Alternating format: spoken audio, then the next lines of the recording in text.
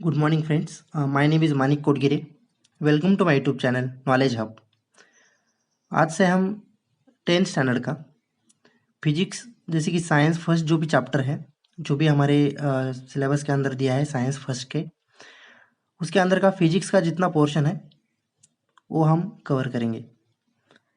तो ये मेरा फर्स्ट सेशन है जो साइंस पार्ट 1 के ऊपर हम ले रहे हैं। इसके अंदर हम अब आज का पहला चैप्टर स्टार्ट करेंगे जो साइंस फर्स्ट के महाराष्ट्र स्टेट बोर्ड के बुक्स के अंदर का है। ओके, तो यहाँ पे हम साइंस फर्स्ट के अंदर ग्रेविटेशन ये चैप्टर स्टार्ट कर रहे हैं।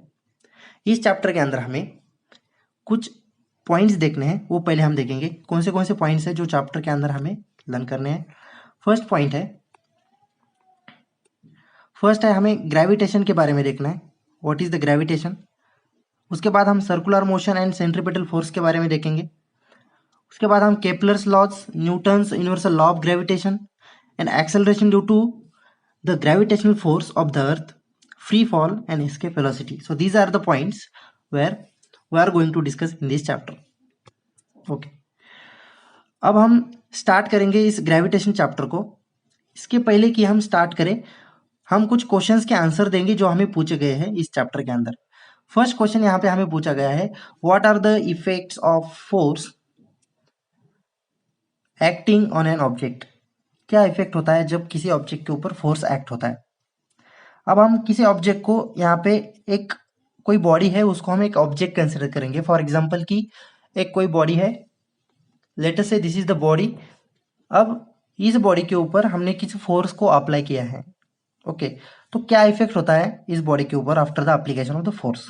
ओके, तो पहला इफेक्ट यहाँ पे होगा कि force can set a body in motion. Suppose for example हमने इस फोर्स को अप्लाई किया है, F is a force acting on N this object or this body. If after the application of the force the body will move, okay, this is the first effect. क्या effect होता है? The body will be in the motion. Okay, so this is the first effect. For example हम कौन सा लेंगे? If a ball at a rest on the floor and if we push that ball then it roll on the floor. So this is the first example. Okay, second effect क्या होता है? Second effect ये होता है कि force can stop moving body. कि for example this is the moving body, let us say this is the moving body and if we apply the force from this direction body will stop moving. So this is the second effect after the application of force. Okay, for example इसका क्या ले सकते हैं हम, a moving bicycle can brought to the rest by application of brakes. Okay, कोई moving body है और कोई मूविंग बाइसिकल है तो वो क्या होती है, एक रेस्ट पोजिशन पे आती है after the application of the force. Third effect हम देखेंगे कि force acting on an body change the motion. Okay, change the speed of the object, change the speed of the body. For example क्या होता है, कौन सा example लेंगे, when brakes are applied on the moving bicycle its speed decreases due to the friction between the brake shoes and the rim of the bicycle. Okay, rim of the that rim of the tyre. तो उस tyre के rim के और break shoes के बीच में जो भी friction होता है, फोर्स ऑफ फ्रिक्शन की वजह से बाइसिकल मूव होना स्टॉप होती है, उसकी स्पीड डिक्रीज हो जाती है. So these are the three effects of force acting on an object after the application of force. These are the three effects हमने यहाँ पे देखे हैं. सेकेंड क्वेश्चन का आंसर हम देखेंगे, what type of the forces are you familiar with. तुमने कौन से फोर्सेस तुम्हें मालूम है, कौन से फोर्सेस के बारे में आपको जानकारी है. आपको जैसे कि हम कुछ एग्जांपल लेंगे, बहुत से टाइप के फोर्सेस है. फॉर एग्जांपल हम पहला फोर्स लेंगे ग्रेविटेशनल फोर्स. ओके, सो ये एक फोर्स का एक टाइप है. फॉर एग्जांपल फर्स्ट फोर्स क्या है, ग्रेविटेशन फोर्स. उसके बाद हमें मालूम है कि ये ग्रेविटेशन फोर्स किसके बीच में होता है, अर्थ एंड मून के बीच में, किसी ऑब्जेक्ट के बीच में और अर्थ के सेंटर और अर्थ के बीच में. तो ये ग्रेविटेशन फोर्स मालूम है हमें. सेकेंड है इलेक्ट्रोमैग्नेटिक फोर्स. ये किसके बीच में होता है, charge particle in motion. This force is between the two charge particle in motion. कोई चार्ज पार्टिकल मोशन में होते तो ये 2 नंबर का फोर्स होता है इलेक्ट्रोमैग्नेटिक फोर्स. अब थर्ड फोर्स हम देखेंगे न्यूक्लियर फोर्स. न्यूक्लियर फोर्स का टाइप है जो एक्ट होता है between the proton and neutron. In the nucleus of an atom. Atom के न्यूक्लियस के अंदर ये प्रोटॉन एंड न्यूट्रॉन के अंदर बीच में एक्ट होने वाला फोर्स। ओके, अब हम उसके बाद बहुत से फोर्सेस हैं, जैसे कि मस्कुलर एक फोर्स है। ओके, जैसे कि मस्कुलर एनर्जी है, उससे जो भी फोर्स अप्लाई होने वाला है वो भी एक फोर्स का टाइप हम बोल सकते हैं। Okay, so there are so many types of the forces, so these are the examples of that particular forces. Next question हमें पूछा है, what do you know about the gravitational force. What is the gravitational force. आपने जो पहला example दिया था कि gravitational एक टाइप का फोर्स है, so what are the type और what is mean by the gravitational force. मैं बताने जा रहा हूं यहाँ पे ग्रेविटेशनल फोर्स मतलब क्या होता है। The gravitational force is the universal force that is it acts between any two objects in the universe. Gravitational force is the universal force, it acts between any two object in the universe. Keep in mind, this is the universal force. Okay, so let us start the chapter. हम chapter को start करेंगे। जैसे कि हमने universal force किसको बोला है, gravitational force को बोला है। It acts only between the two objects on the earth and it also between the any two objects in the universe. So let us learn how this force was discovered. ये force कैसे discover हुआ इसको हम देखेंगे। तो phenomena of gravitation was discovered by sir Isaac Newton. इन्होंने इसकी discovery की है। अब आपने एक स्टोरी सुनी होंगी कि जहां पे आइजैक न्यूटन एक एप्पल के पेड़ के नीचे बैठे थे। ओके, अब वहां पे बैठने के बाद उन्होंने वहां से एक एप्पल नीचे गिरा जमीन के ऊपर, और उन्होंने क्या किया, वहां पे उसको ऑब्जर्व किया। और उस एप्पल को ऑब्जर्व करते समय वो उस ऑब्जर्वेशन के बाद उनको पता चला कि ये एप्पल वर्टिकली डाउनवर्ड की डायरेक्शन से ही क्यों नीचे गिर रहा है, क्यों ना ये एप्पल किस एंगल में नहीं गिर रहा है वर्टिकली। ओके, वर्टिकली डाउनवर्ड ही क्यों गिर रहा है, वो किसी एंगल में क्यों नहीं गिर रहा है। तो ये उसके उसके माइंड में कुछ क्वेश्चंस आए। इस क्वेश्चन को उन्होंने क्या किया, उसके अंदर उसके ऊपर उसने क्या किया, डिस्कवर किया। और उसके ऊपर कुछ सोचने लगे कि वो ये डायरेक्शन वर्टिकली डाउनवर्ड ही क्यों है, किस एंगल में क्यों नहीं है। So why do they not fly of in the horizontal direction. वो हॉरिजॉन्टल डायरेक्शन से क्यों नहीं उड़ के गए एक जगह से दूसरी जगह पे वो एप्पल।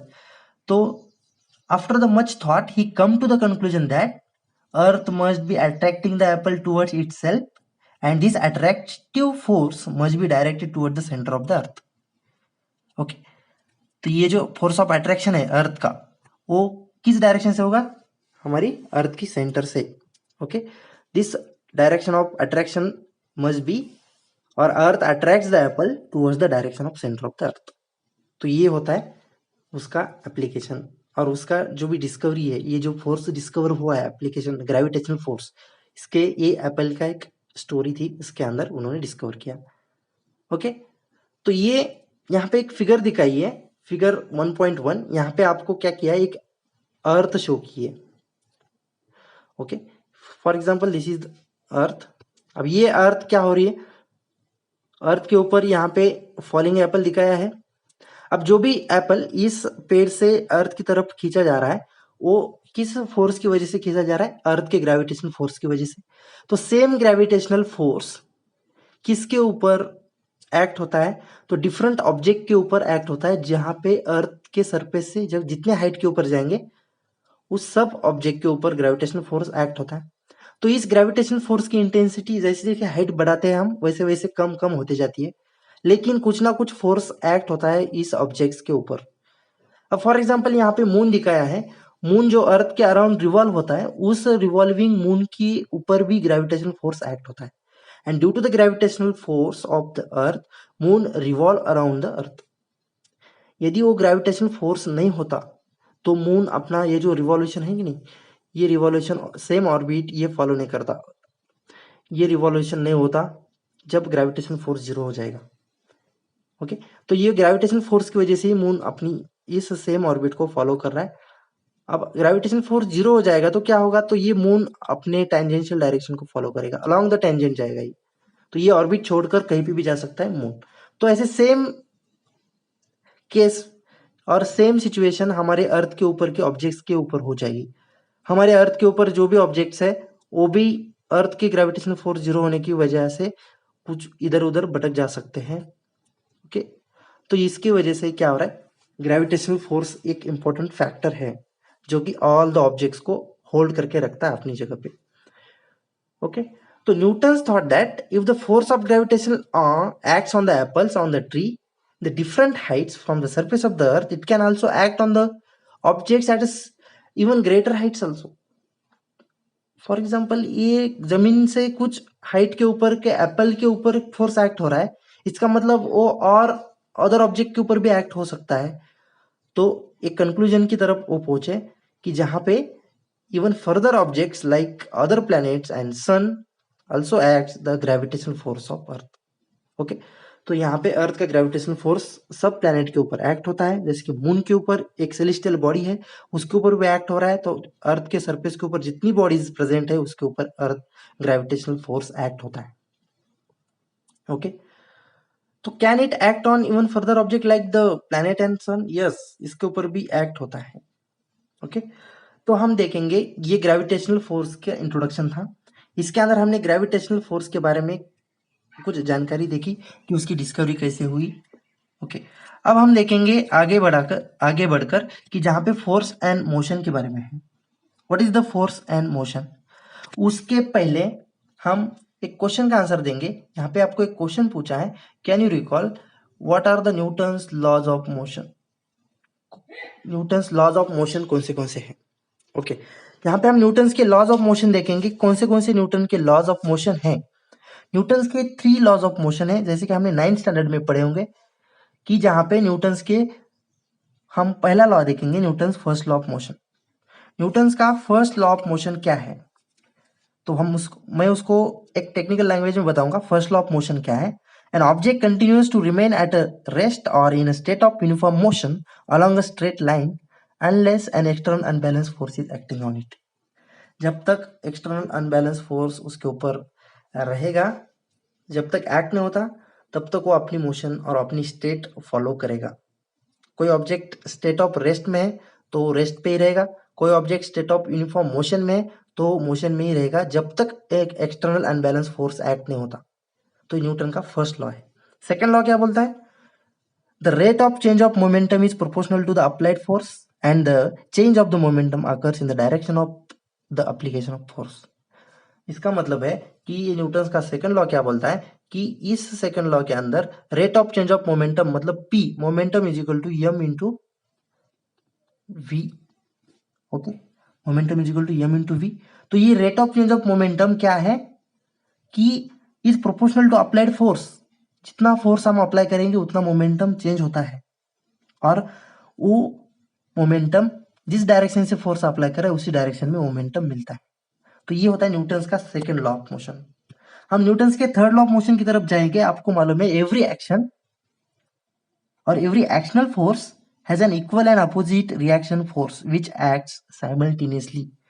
जैसे कि हम किसी ऑब्जेक्ट के ऊपर फोर्स अप्लाई कर रहे हैं तो सेम फोर्स हमें उस ऑब्जेक्ट की तरफ से मिलता है विथ अपोजिट डायरेक्शन। ओके, तो सेम फॉर एग्जांपल हमने यहाँ पे 5 न्यूटन फोर्स अप्लाई किया तो सेम फोर्स 5 न्यूटन हमारी इस ऑब्जेक्ट से हमारी तरफ एक्ट होता है। अब ये ऑब्जेक्ट स्मॉल साइज का होगा, इसके ऊपर 5 न्यूटन की कैपेसिटी नहीं है, उसकी कैपेसिटी 2 न्यूटन फोर्स की है, तो ये ऑब्जेक्ट मूव होगा जिस डायरेक्शन से हमने फोर्स अप्लाई किया है। ओके, तो ये होता है न्यूटन्स के लॉज ऑफ मोशन। हमने न्यूटन्स के लॉज ऑफ मोशन के बारे में देखे हैं। अब हम देखेंगे what is the force and what is the motion. अब हमें एक बेसिक डेफिनेशन मालूम है, जैसे कि हम बचपन से पढ़ते आ रहे हैं, जो भी हम लोअर स्टैंडर्ड में थे तब से लेकर हम आज तक पढ़ते आ रहे हैं कि फोर्स इज पुल और push is nothing but force, और SI unit of force is what? Newton. Okay, force का ऐसा यूनिट क्या है? हम इसको सिंबल एफ सिंबल से इंडिकेट करते हैं और इसका ऐसा यूनिट है Newton. Okay, force is unit of SI unit of the force is Newton, और पुल और push is nothing but the force हम उसको बोल सकते हैं। और फोर्स का एक फॉर्मूला हमारे पास है, force is equal to mass into acceleration. Mass into acceleration, ये हमारे पास सिंपल एक फोर्स का फॉर्मूला है, और उसका हम यूनिट भी ढूंढ सकते हैं। न्यूटन मतलब क्या होता है, देखो यहाँ पे फोर्स का यूनिट क्या बोला मैंने? Mass into acceleration, F is equal to M into ये फॉर्मूला आपको याद रखना, आगे जाकर हम उसका यूज करने वाले हैं। F is equal to M into ये। तो मास हम किस में मेजर करते हैं? केजी के अंदर। एक्सेलरेशन हम मेजर करते हैं मीटर पर सेकंड स्क्वायर के अंदर। तो kilogram metre per second square is nothing but newton, याद रखना है आपको। Kilogram metre per second square is nothing but newton. तो 1 newton is equal to 1 kilogram into metre per second square. तो ये होता है अपना एफ और फोर्स का फॉर्मूला। ओके, हमने मोशन के बारे में देखा अभी, न्यूटन्स के 3 लॉज ऑफ मोशन। अब हम देखेंगे सर्कुलर मोशन क्या होती है। उसके पहले हमें यहाँ पे साइंटिस्ट का इंट्रोडक्शन दिया है, वो आप पढ़ सकते हो इजीली, कि ये जो ग्रेट साइंटिस्ट है सर आइजैक न्यूटन, इन्होंने बहुत सी अपने लाइफ में डिस्कवरीज की है। जैसे कि हमने यहाँ पे देखा ग्रेविटेशन फोर्स के बारे में, इसका बहुत योगदान है इनका। तो न्यूटन्स के जो भी डिस्कवरीज है उनकी वजह से ही फिजिक्स में तरक्की हुई है। ओके, और हमारे पास अभी तक जो भी लॉज और जो भी डेवलपमेंट हुई है वो न्यूटन्स के कुछ लॉज का भी उसमें बहुत बड़ा योगदान है। तो हम आगे देखेंगे सर्कुलर मोशन क्या होता है। Circular motion and centripetal force, ये हमारे पास एक पॉइंट है। Okay, circular motion and centripetal force. हम देखेंगे सर्कुलर मोशन मतलब क्या होता है, कि कोई ऑब्जेक्ट है, फॉर एग्जांपल यहाँ पे एक पिक्चर दिखाई है जहां पे आपको क्या है, एक स्ट्रिंग है, स्ट्रिंग को एक स्टोन अटैच किया है। ओके, एक स्ट्रिंग लेनी है, रस्सी लेनी है, उसको एक स्टोन अटैच करना है। आप घर पे भी कर सकते हो इस एक्सपेरिमेंट को, और उसको पकड़ के हमें उसको क्या करना है, रिवॉल्व करना है। उसको क्या करना है, रिवॉल्व करना है। अब ये जो रिवॉल्यूशन ऑफ द स्टोन हो रहा है, उस रिवॉल्यूशन की वजह से कुछ फोर्स एक्ट हो रहा है हमारे हाथ के ऊपर, यहाँ पे सेंटर पॉइंट की तरफ। अब वो फोर्स क्या है, तो उसके बारे में हम देखेंगे क्या बोलते हैं उस फोर्स को। ओके, हमें जैसे यहाँ पे पिक्चर में दिखाया है वैसे सेम हमने स्ट्रिंग को अटैच किया और उसको रिवॉल्व करके हमने एक ट्राई किया कि उसको घुमाने को। तो हमारे पास एक कुछ pulling towards the centre, towards the centre of circle, कुछ पुल हमें महसूस होता है। अब वो पुल क्या है, वो है फोर्स ऑफ सेंट्रीपेटल फोर्स, और उस फोर्स को हम बोलते हैं सेंट्रीपेटल फोर्स। सबसे पहले हम देखेंगे कि सर्कुलर मोशन की डेफिनेशन क्या होती है। ओके, यूनिफॉर्म सर्कुलर मोशन हम क्या बोलते हैं, किसको बोलते हैं यूनिफॉर्म सर्कुलर मोशन के अंदर। ओके, तो हम यूनिफॉर्म सर्कुलर मोशन देखेंगे कि एनी बॉडी और any object revolve around the circle और centre of circle continuously. Okay, तो यूनिफॉर्मली हम क्यों, उसकी यूनिफॉर्मली उसकी, इसका मतलब कि उसकी मोशन और स्पीड चेंज नहीं हो रही है, कंटिन्यूअसली जो भी मोशन हो रही है of the object around the और along the centre of circle. Okay, तो उस मोशन को हम बोलते हैं uniform circular motion. Motion of object, motion of object between or in the circle or in the center of circle, that motion is called circular motion. And अब देखो centripetal force क्या होता है, in a uniform motion of body the force acting on the object is directed toward the center of circle and this force is nothing but the centripetal force. if कोई object uniform circular motion में, तो force acting directed toward the centre of circle होता है, तो उस force को हम बोलते हैं सेंट्रीपेटल फोर्स। अब इसके एग्जांपल है कुछ। ओके, सेंट्रीपेटल फोर्स के कुछ एग्जांपल है, जो कि the moon revolves around the earth, moon revolves around the अर्थ, एक उसके ऊपर भी सेंट्रीपेटल फोर्स एक्ट होता है, इसीलिए वो क्या हो रहा है, revolves around the earth. Then revolution of earth around the sun are, these are the examples of centripetal force. Okay, यहाँ पे देखो all the planets revolve around the sun due to the gravitational force exerted on it by the sun. देखो हमने जैसे कि Newton के gravitational force के बारे में डिस्कवरी देखी थी अभी। ओके, हमें इतना मालूम है कि अर्थ क्या करता है, अर्थ ग्रेविटेशनल फोर्स एक्ट करता है सब ऑब्जेक्ट के ऊपर।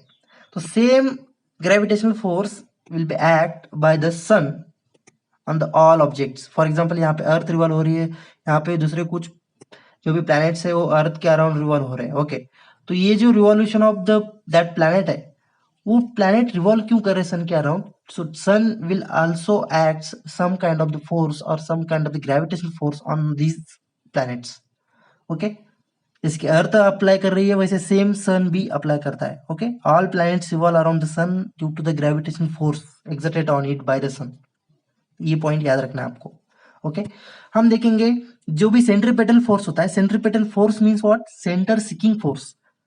Okay, centripetal force means centre seeking force, याद रखना है, it is a centre seeking force. Okay, and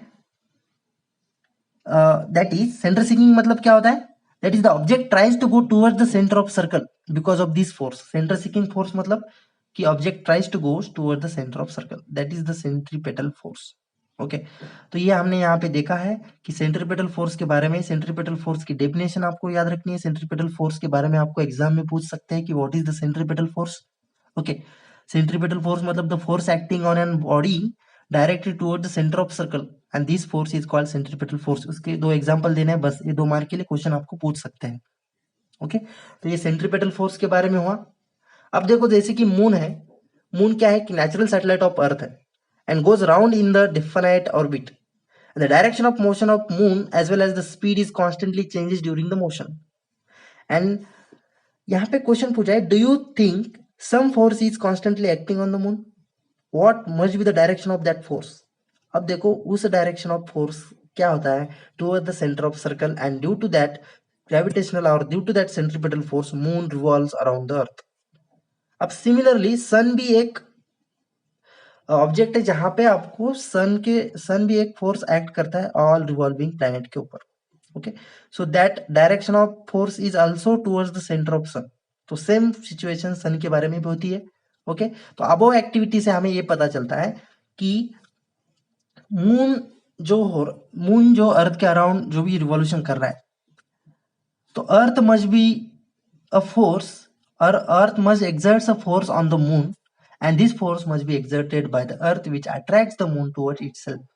तो ये सेम फोर्स सन भी अट्रैक्ट करता है ऑल अदर प्लैनेट्स को। ओके, तो ये हमने देखा सेंट्रीपिटल फोर्स के बारे में। जैसे अर्थ हमारी प्लैनेट्स को क्या कर रही है, toward the centre of circle, और किसी ऑब्जेक्ट को toward the centre of circle खींच रही है। सो सेम फोर्स एक्ट होता है अदर प्लैनेट्स के ऊपर due to the force, centripetal force due to the sun. Okay, तो ये सन के वजह से भी फोर्स एक्ट होता है अदर प्लैनेट्स के ऊपर। हम जो नेक्स्ट पॉइंट देखेंगे यहाँ पे, हम केपलर्स के कुछ लॉज देखेंगे। अब देखो केपलर्स लॉज क्या होते हैं, हमें जब भी केपलर्स के बारे में पूछा जाएगा तब ये केपलर्स जो भी डिस्कवरी की है, ये प्लैनेटरी मोशन ऑफ द और प्लैनेटरी मोशन ऑफ ऑब्जेक्ट्स और प्लैनेटरी मोशन ऑफ इसके बारे में ही ये स्टडी है। ओके, तो केपलर्स लॉ, ये जब आपको सिचुएशन, ये जो आपको कोई पॉइंट आएगा केपलर्स लॉज के बारे में, तो ऑलवेज याद रखना है, रिमेंबर करना है कि ये मोशन, ये जो लॉ है रिलेटेड टू प्लैनेटरी मोशन, इसके बारे में है। अब देखो केपलर्स की जो भी डिस्कवरी की है केपलर्स ने, तब उस जमाने में जो भी मतलब कि जो भी सोर्सेस थे डिस्कवरी करने के, वो सिर्फ ऑब्जर्वेशन ऑफ द प्लैनेट के पोजीशन के ऊपर ही था। मतलब कि जब केपलर्स ने स्टडी की है कि प्लैनेटरी पोजीशन के ऑब्जर्वेशन करके ही उन्होंने स्टडी की है। उनके उस जमाने में कोई डिजिटल कोई और इलेक्ट्रॉनिक डिवाइसेस नहीं थे जो कि आप उसको चेक करके पोजीशन चेक कर सकते हैं। ओके, तो 16th सेंचुरी के अंदर जो भी डाटा था किसके ऊपर, प्लैनेटरी पोजीशन एंड मोशन के ऊपर। तो ये जो जॉन्स केपलर्स है, उन्होंने क्या किया, उस डाटा को स्टडी किया है एंड उन्होंने एक नोटिस किया है कि planets follow the certain laws.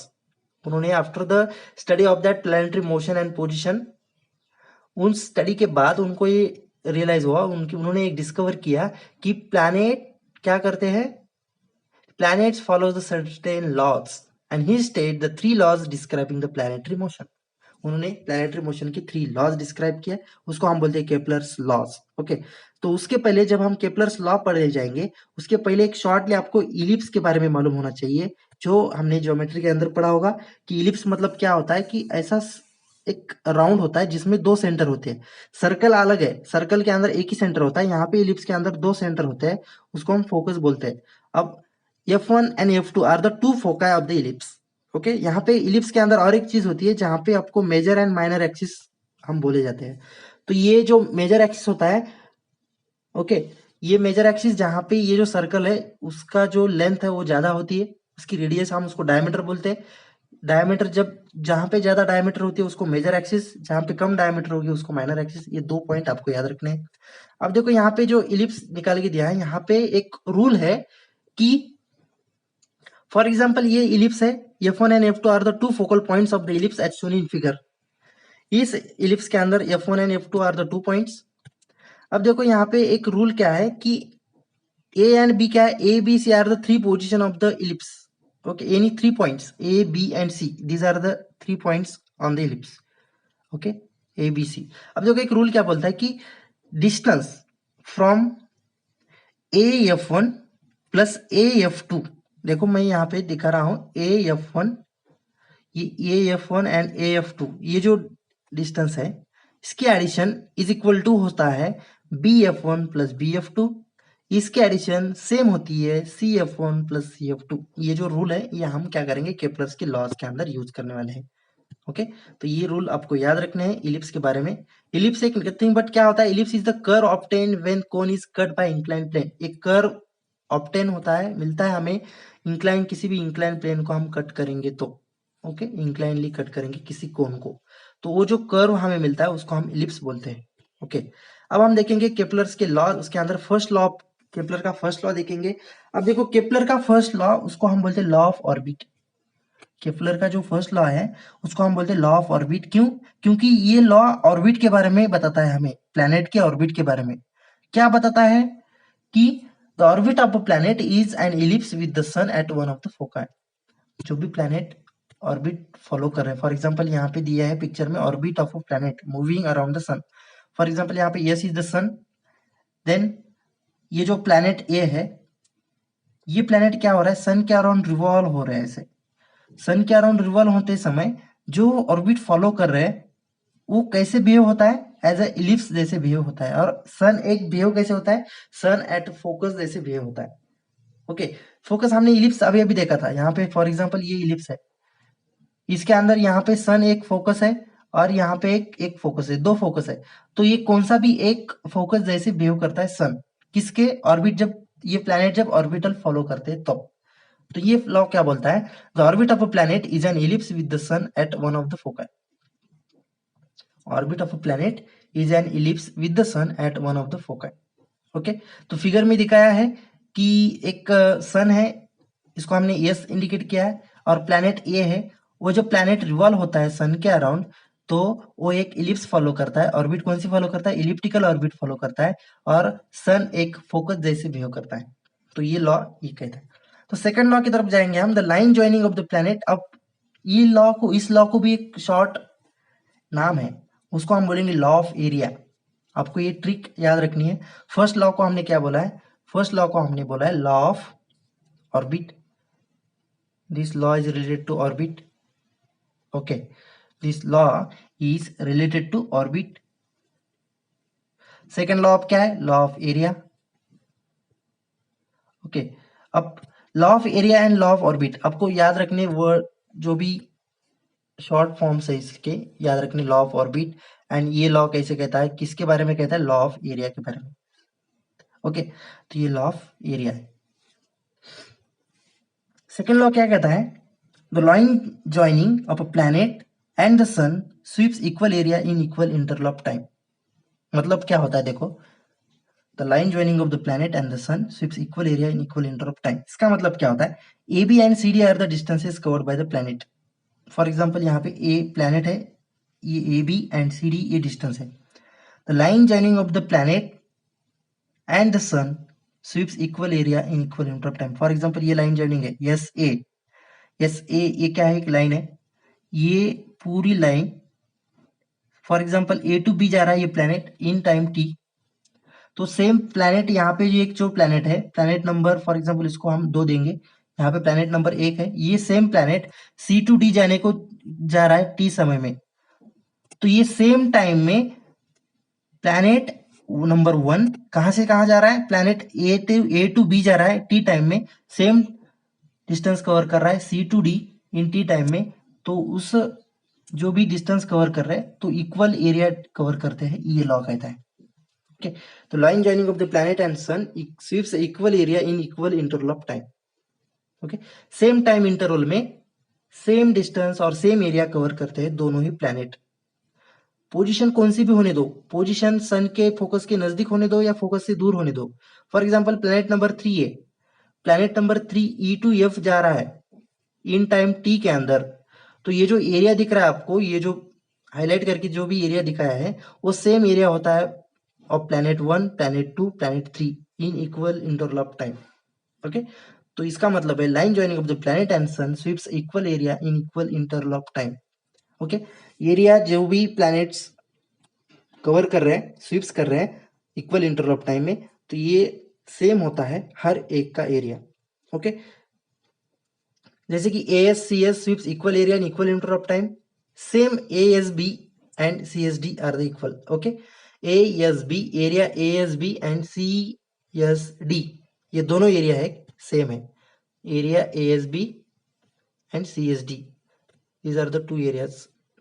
देखो ये दोनों एरिया सेम है और ये तीनों ही एरिया सेम होते हैं इस लॉ के तहत। ओके, तो ये केपलर्स का सेकंड लॉ है, लॉ ऑफ एरिया। हम केपलर के थर्ड लॉ की तरफ जाएंगे। केपलर का थर्ड लॉ क्या बोलता है?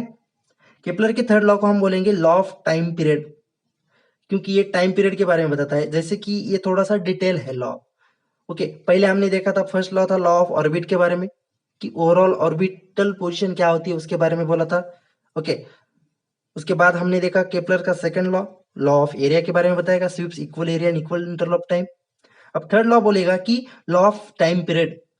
ओके, उसके पहले हमने एक बात मालूम होनी चाहिए, टाइम पीरियड का एक, हम टाइम पीरियड इंडिकेट करते हैं कैपिटल टी से। ओके, तो इसको हम पीरियड ऑफ रिवॉल्यूशन हम बोल सकते हैं। तो ये लॉ क्या कहता है? The square of its period of revolution. अब देखो पीरियड ऑफ रिवॉल्यूशन मतलब कि एक रिवॉल्यूशन होने को किसी प्लेनेट के, फॉर एग्जांपल ये सन है, सन के अराउंड इस प्लेनेट को पूरा एक कंप्लीट रिवॉल्यूशन करने में कितना समय लग रहा है, उसको हम बोलते हैं period of revolution T. Okay, तो ये जो पीरियड ऑफ रिवॉल्यूशन है टी, ये डायरेक्टली प्रोपोर्शनल टू होता है cube of mean distance between the planet and sun. अब देखो मीन डिस्टेंस मतलब क्या होता है? मीन डिस्टेंस मतलब कि ये जो डिस्टेंस है, फॉर एग्जांपल प्लैनेट ये पोजीशन पे है, तो ये पोजीशन से सन का डिस्टेंस क्या है? बहुत कम है। अब सेम प्लैनेट एफ पोजीशन पे है, तो ये पोजीशन से सन का डिस्टेंस क्या है? बहुत ज्यादा है। तो इस दोनों का मीन डिस्टेंस, ओके, तो ये होता है मीन डिस्टेंस। आप देखो ये जो लॉ क्या बोलता है कि the square of its period of revolution around the sun is directly proportional to the cube of the mean distance of the planet from the sun. हम लिखते समय उसको कैसे लिखेंगे? Let us R is the average distance of the planet from the sun. For example कोई planet है, sun से उसका डिस्टेंस है, ये प्लैनेट पी, हम उसको इंडिकेट करेंगे। ये जो प्लैनेट है इसका डिस्टेंस है आर, और ये जो रिवॉल्यूशन हो रहा है उसका, इसका रिवॉल्यूशन हो रहा है टी समय में। T is the period of revolution of that particular planet. अब देखो ये इस लॉ के तहत T square, okay, period of revolution T square, square of period of revolution around the sun is directly proportional to cube of mean distance of the planet from the sun. Mean distance हमने क्या लिया था? R, उसका cube. Okay, T square is directly proportional to R cube. अब हम directly proportional को, इस proportionality sign को हम इक्वल टू में कन्वर्ट करना होगा, तो कोई की कांस्टेंट वैल्यू हमें रखनी पड़ेगी। तो इसका हम करेंगे T square is equal to constant को क्या हम इंडिकेट करेंगे? तो आर क्यूब। ओके, तो हम इसको हम कैसे लिख सकते हैं? T square upon R cube is equal to constant K. Okay, तो यहाँ पे जैसे लिख के दिया है T square upon R cube is equal to constant K, ये आपको लॉ याद रखना है। इसको इक्वेशन नंबर 1 देंगे, ये इक्वेशन नंबर 1 हमें आगे जाकर यूज करने हैं। ओके, इक्वेशन नंबर 1 में क्या देखा? फर्स्ट फॉर्मूला है हमारे इस चैप्टर के अंदर का, केपलर्स के थर्ड लॉ के अंदर से, क्या है? टाइम ऑफ, और इस फॉर्मूले को देखकर हम ये लॉ बना सकते हैं। फॉर्मूला याद रखना है सिर्फ, क्या है? The square of period of revolution, okay, the square of period of revolution is directly proportional to the cube of mean distance of a planet from the sun. Okay, अब देखो केपलर ने ये जो लॉज ऑब्टेन किए हैं, ये क्या है? सिर्फ study of the position of the planets, इसके रेगुलर ऑब्जर्वेशन से ही उनको ये डिस्कवरी हुई है। मैंने पहले बोला था कि उस जमाने में कोई डिजिटल साधन नहीं थे जो ये लॉ को डिस्कवर कर सके, सिर्फ पोजीशन ऑफ द प्लैनेट की वजह से हो रहा था। अब ये लॉ कितने करेक्ट है उसका एक्सप्लेनेशन केपलर के पास नहीं था। ओके, अब उसी ही लॉ को यूज करके न्यूटन ने क्या क्या फर्दर फॉर्मुलेशन किया, और उसको एक थ्योरेटिकली उसका, और उसको एक क्या क्या फॉर्मुलेट करके उसको बताया कि ये लॉ कैसे कैसे प्रूव हो सकते हैं with the help of this formulas. तो ये न्यूटन ने क्या किया? इस फॉर्मूले को डिस्कवर किया है। यहाँ पे क्वेश्चन पूछा, use your brain power, if the area of E S F is, उस फिगर के अंदर जैसे कि ए एस बी एंड जो भी सी एस डी जो एग्जाम्पल एरियाज थे, जैसे कि A S B and C S D, तो सेम एरिया होता है क्या? ई एस ई एफ के तहत। तो according to the Kepler second law ये सेम एरिया होता है। यस, ओके, इस क्वेश्चन का आंसर क्या है? करेक्ट है। Okay, so Newton's universal law of gravitation, ये जो न्यूटन्स का यूनिवर्सल लॉ ऑफ ग्रेविटेशन है, ये हम अगले लेक्चर में देखेंगे, जो न्यूटन्स के यूनिवर्सल लॉज के बारे में बताएगा। और इस लेक्चर के अंदर हमने केपलर्स के इस लॉ का यूज करके आगे न्यूटन ने कैसे उसको फॉर्मुलेट किया है इसके बारे में हम देखेंगे। ओके, तो ये फोर्स न्यूटन्स के यूनिवर्सल लॉ ऑफ ग्रेविटेशन के बारे में है, जैसे कि हमने अभी अभी केपलर्स के लॉज के बारे में देखा। ये फिलहाल हम यहाँ पे रुकते हैं, अगले पीरियड में हम न्यूटन्स के यूनिवर्सल लॉ ऑफ ग्रेविटेशन के बारे में देखेंगे। ओके, सो ये चैनल के अभी जो भी नेक्स्ट वीडियो आएगा उसका नोटिफिकेशन चाहिए तो आपको हमारे यूट्यूब चैनल को सब्सक्राइब करना होगा और बेल आइकन को क्लिक करना पड़ेगा। ओके, ताकि आपको जो भी नेक्स्ट वीडियो आएगा हमारा उसके नोटिफिकेशन आ जाए। सो तब तक के लिए हम यहाँ रुकते हैं।